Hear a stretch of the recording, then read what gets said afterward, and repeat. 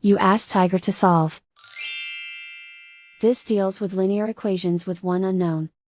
The final result is x equals 76/5. Let's solve it step by step. Swap sides. Group all constants on the right side of the equation. Subtract 1 from both sides. Simplify the arithmetic.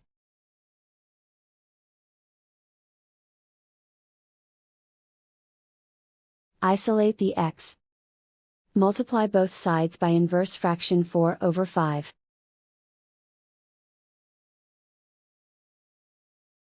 Group like terms. Multiply the coefficients. Simplify the fraction. Multiply the fractions. Simplify the arithmetic. And so the final result is x equals 76/5.